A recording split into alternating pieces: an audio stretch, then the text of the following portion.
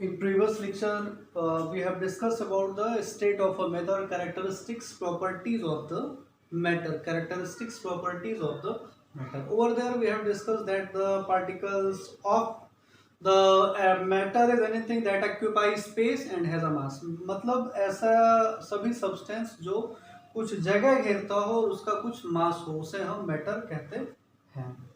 वहां पे हमने देखा था कि पार्टिकल्स मीन्स ये छोटे छोटे पार्टिकल्स के मिलके बने होते हैं। ये एटम्स भी हो सकते हैं, मॉलिक्यूल्स भी हो सकते हैं और आयंस भी हो सकते हैं। एटम्स क्या है? Smallest particle of any substance. जैसे सेल के बारे में हम कहते हैं सेल, कोशिका, the structural and functional unit of life is called cell, as it is structural and functional unit of any matter is called the cell. ये हमको हमेशा ध्यान, इज कॉल्ड द एटम, ये ध्यान रखना है। पार्टिकल्स आर कंटिन्यूअस, कैसे हम मान लें particles are continuously in motion? आप सॉल्ट को वाटर में ऐड करो, वो अपने आप ही मिक्स होना स्टार्ट हो जाता है। शुगर को वाटर में ऐड करते हैं, मिक्स होना स्टार्ट हो जाता है। या कोई कलर हम वाटर में डालते हैं, वो अपने आप ही मिक्स होना स्टार्ट हो जाता है। मतलब पार्टिकल्स को आर कंटिन्यूअसली इन मोशन। अब सॉलिड पार्टिकल जैसे ये इसको मैंने यहाँ पे रख दिया, तो ये यहाँ से बाहर नहीं जा रहा है, ठीक है। ये ब्लैक बोर्ड हमने रख दिया, तो ब्लैक बोर्ड यहीं पे है, व्हाइट बोर्ड यहीं पे रखा हुआ है, लेकिन ये सॉलिड है और इसके लिए हमको एक्स्ट्रा एफर्ट लगाना पड़ेगा, तब ये चीज़ें यहाँ से बाहर जाएंगी। आज हम लोग डिस्कस करते हैं एक टॉपिक, बहुत इंपॉर्टेंट टॉपिक, जिसको डिफ्यूजन कहते हैं। Diffusion is the intermixing of a particle. जैसे एयर की अगर हम बात करें तो एयर आपका होमोजेनियस मिक्सचर है। Movement of a particle from higher concentration to lower concentration, मतलब एक कम कंसंट्रेशन से ज़्यादा कंसंट्रेशन की तरफ चीज़ें भागती हैं। जैसे आप देखें, अगरबत्ती आपके कमरे में जलती है, आप अगरबत्ती के पास जाते नहीं हो, फिर भी उसकी स्मेल आपके पास आ जाती है। बासमती चावल आपके अगल बगल, अच्छी क्वालिटी की सब्जी बन रही हो, चिकन बन रहा हो, मटन बन रहा हो, पनीर बन रहा हो, तो ये सारी चीज़ें हमें पता चल जाती हैं। हम जाते नहीं हैं लेकिन हमें पता चल जाती हैं। तो कैसे पता चलती हैं? कि द सब्सटेंस, द वो वेपर किस फॉर्म में हमारे पास तक आ जाती हैं। और ये प्रोसेस आपको क्या होता है? डिफ्यूजन होता है, इंटरमिक्सिंग ऑफ अ पार्टिकल। और द वही वेपर्स जो प्रेशर कुकर की सीटी से बाहर निकलता है, वो आपके घरों में अगल बगल तक पहुंच जाता है। उस स्मेल से हम पता कर लेते हैं कि इनके यहाँ क्या बन रहा है, कैसे बन रहा है, अच्छा बन रहा है, बढ़िया बन रहा है। अगर दूध जल जाता है, बेस्ट एग्जांपल है, आपके अगल बगल मोहल्ले वाले लोग भी बता देते हैं कि दूध जल, क्योंकि दूध जब जलता है तो उसकी स्मेल कैसी होती है? बहुत ही खराब होती है। तो अगल बगल वाले लोग भी देखते हैं, अरे भाई क्या जल रहा है, किसके यहाँ जल रहा है, बहुत गंदी महक आ रही है। तो हम कोई वहां तक जाता नहीं, लेकिन हम अपने आप ही जो है चीजें अपने आप ही आपके पास स्मेल आ जाती है। तो ये सभी प्रोसेस का रीजन डिफ्यूजन है, मतलब movement of a particle from higher concentration to lower concentration is called the diffusion.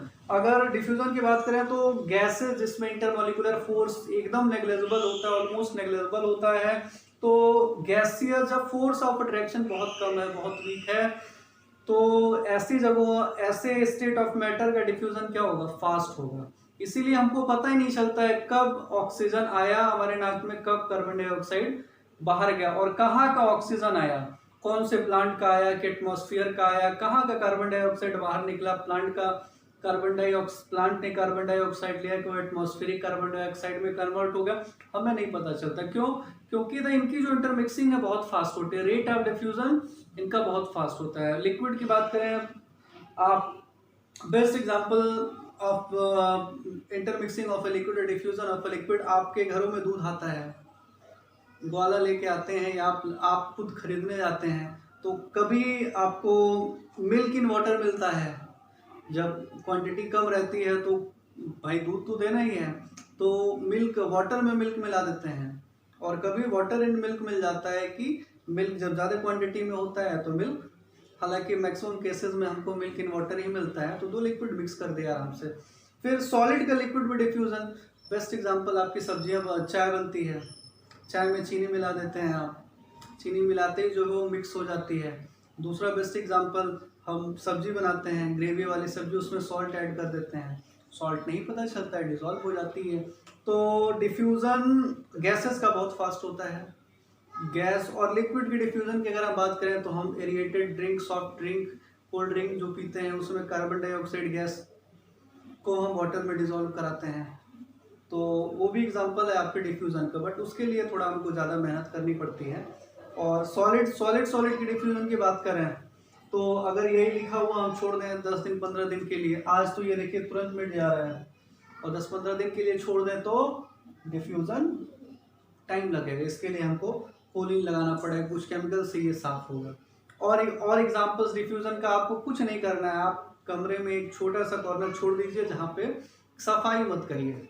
Solid particle के डिफ्यूजन की बात हो रही है जो कि बहुत स्लो होता है। एक हफ्ते बाद आप साफ करने का प्रयास करिए, आपको ज़्यादा इफिशियंसी लगानी पड़ेगी साफ करने, क्यों? क्योंकि डस्ट पार्टिकल आके उस सरफेस पे कलेक्ट हो जाते हैं। तो this is a process diffusion. हाँ, डिफ्यूजन की एक चीज़ और आपको याद रखना है, डिफ्यूजन जिस सब्सटेंस की डेंसिटी कम होती है, जिस सब्सटेंस का घनत्व कम होता है, उसका डिफ्यूजन बहुत कम होता है। जैसे आप 1 ग्राम कॉटन ले लो, 1 ग्राम का आयरन नेल ले लो, आप बाहर रख दो, और बाहर आप रख दो, हो सकता है कि कॉटन आपको ना मिले। क्यों? क्योंकि वो हवा के झोंके के साथ निकल जाएगा, और कॉटन की ग्रेविटी डेंसिटी ज़्यादा होने के कारण वो आसानी से उड़ नहीं पाता। ये ध्यान रखना है। Means diffusion state of matter, gas का सबसे ज़्यादा, लिक्विड का, और इसीलिए आपके बुक्स में लिखा रहता है कि सॉलिड डिफ्यूज़न नहीं शो करते, but they show diffusion at a very slow rate. ये हमको ध्यान रखना है। और it depend upon the density, density जिसकी ज़्यादा है उसका डिफ्यूज़न कम होगा, जिसकी डेंसिटी कम है उसका डिफ्यूज़न थोड़ा ज़्यादा ही होगा, सेम वेट का। ठीक है,